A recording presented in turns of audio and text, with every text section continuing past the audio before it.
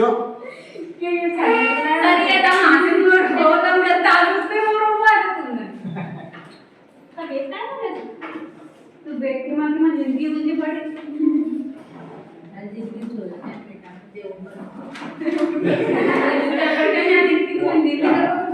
ये बात देखिए सर की बात चल रही आप हाथ तो बात नहीं चल रही।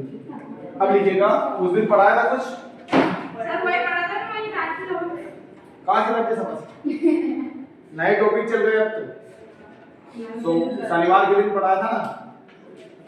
शनिवार चलो ऑफिस लिखवा देता हूँ शनिवार सर को ऑफिस लिखवा देता हूँ शनिवार के दिन लिखवा ये बात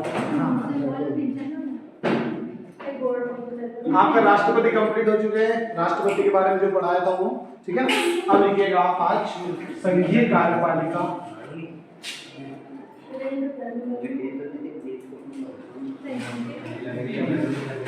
आवाज नहीं था प्रधानमंत्री एवं मंत्रिपरिषद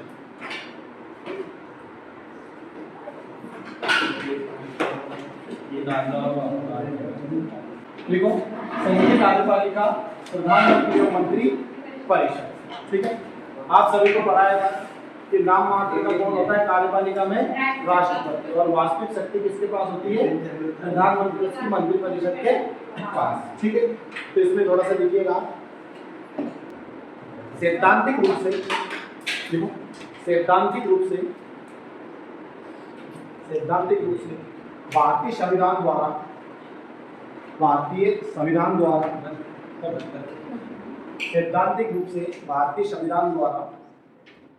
समस्त कार्यपालिका शक्ति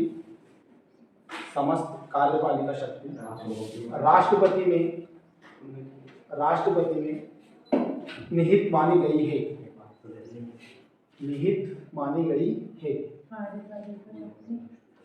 कार्यपालिका शक्ति राष्ट्रपति में निहित मानी गई है। लेकिन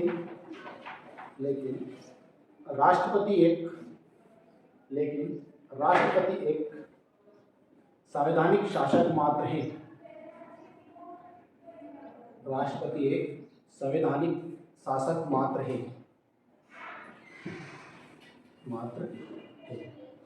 अनुच्छेद 74 यानी अनुच्छेद 74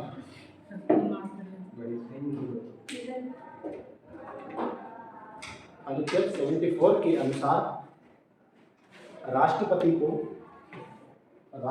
को उसके कार्यों में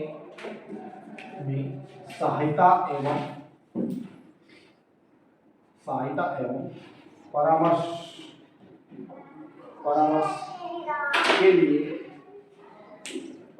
के लिए एक मंत्री परिषद होगी।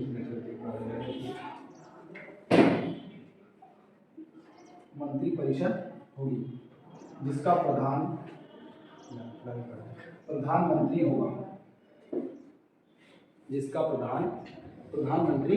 होगा। मंत्री परिषद होगी जिसका प्रधान यानी मुख्य प्रधानमंत्री होगा। अब हेडिंग बनाइएगा मंत्रिमंडल शासन की विशेषताएं या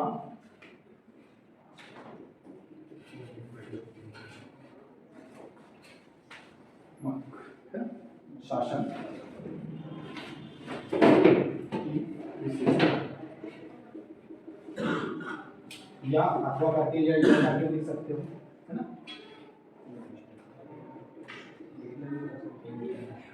मंत्रिमंडलात्मक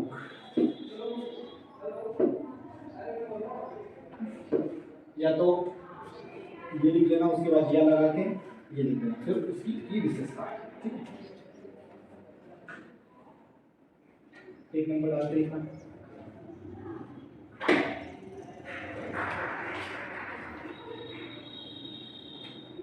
या आपसे पूछ ले कि संसदीय शासन की क्या विशेषता है तो आपको ये लिखना है ठीक है। देखो एक नाम मात्र के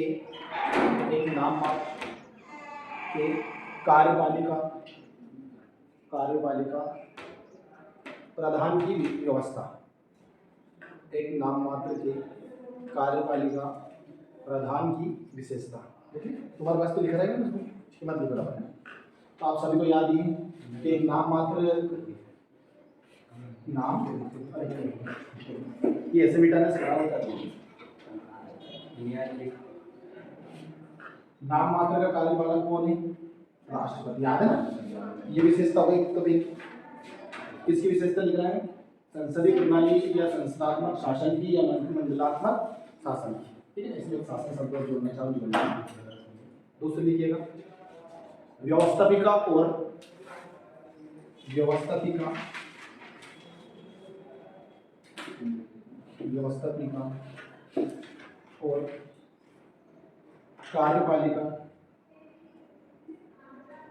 कार्यपालिका में संबंध है कि नहीं? दोनों में संबंध। ये व्यवस्थापिका ही क्या है? विधायिका। ठीक है, ध्यान रखें, नया शब्द लगे। और भारत की सबसे बड़ी विधायिका संसद। हर राज्यों के लिए विधानमंडल, और विधानमंडल में भी दो सदन। कौन कौन से? विधानसभा और विधान परिषद। परंतु अधिकांश राज्यों में क्या है? सब मतलब सभी राज्यों में मुख्य रूप से क्या है? विधानसभा। अधिकांश में क्या है? तो आप सभी को याद ही, भारतीय संसद है, उसके दो सदन हैं, उसमें से ही कार्यपालिका निकल के आती है ना। यानी जो मंत्रीगण होते हैं, जो भी मंत्री बनते हैं, जैसे मोदी जी बने, अमित शाह बने, कोई भी बने, ये व्यवस्थापिका यानी लोकसभा और राज्यसभा, जिसे अपन संसद कहते हैं, उस सदन के सदस्य होना अनिवार्य की नहीं है? अनिवार्य। ठीक है, तो व्यवस्थापिका में से क्या निकल के आती है? कार्यपालिका। तो दोनों में संबंध है कि नहीं? लेकिन जो प्रेसिडेंशियल सिस्टम है, यानी जो अमेरिका में जो सिस्टम है, उसमें ऐसा अनिवार्य नहीं।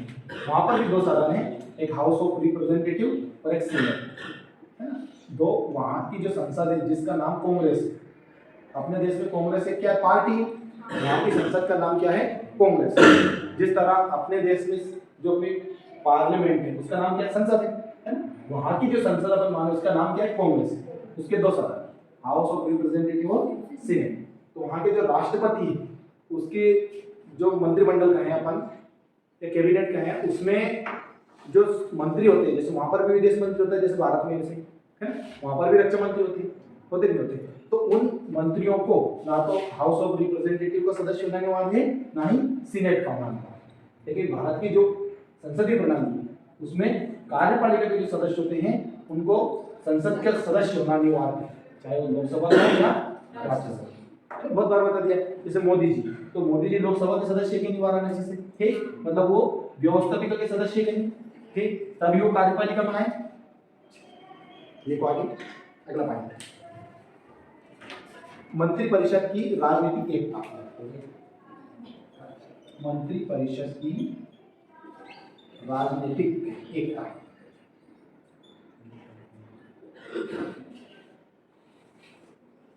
इसका अर्थ क्या है? क्या सही? बहुत अच्छी चलती है, हंसना चाहिए लेकिन समय समय। अब वो तेरे आगे डांस तो नहीं करती, चले। देखो, मंत्रिपरिषद की राजनीतिक एकता का मतलब क्या है कि जो मंत्रिपरिषद के सदस्य होंगे, यानी जो मोदी जी की मंत्रिमंडल होंगे, वो सभी एक ही पार्टी होंगे कि नहीं होंगे? क्या उसमें कोई कांग्रेस का होगा? नहीं होगा, एक ही पार्टी में। ये ज्यादा अगर मान लो उन्होंने गठबंधन किया, तो गठबंधन की सरकार में पार्टी में पर रहेंगे सब एक, है ना।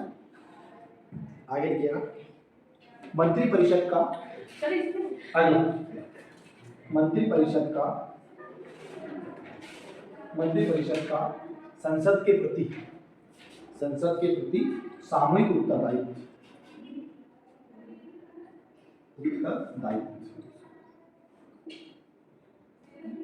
मंत्रिपरिषद का संसद के प्रति, अगला पॉइंट, मंत्रिपरिषद का संसद के प्रति सामूहिक उत्तरदायित्व। इसका अर्थ क्या है?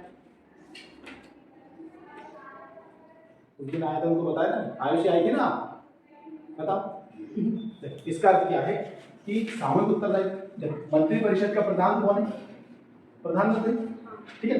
अगर प्रधानमंत्री अपना इस्तीफा दे देता है, क्या दे देता है? इस्तीफा, या उसकी सरकार गिर जाती है, ये बताइए लोकसभा भंग हो जाती है कि नहीं हो जाती? हो जाती है। जो सभी मंत्रीगण हैं, अगर वो प्रधानमंत्री अपना इस्तीफा दे दे या प्रधानमंत्री की सरकार गिर जाती है, सरकार गिर जाती है, बहुमत मिली नहीं, तो सभी मंत्री बर्खास्त हो जाएंगे कि नहीं हो जाएंगे? हो जाएंगे। तो सामूहिक रूप से संसद के प्रति जिम्मेदार या उत्तरदायी रहती है कौन? मंत्रिपरिषद। एक मंत्री के केस से ये नहीं रहता।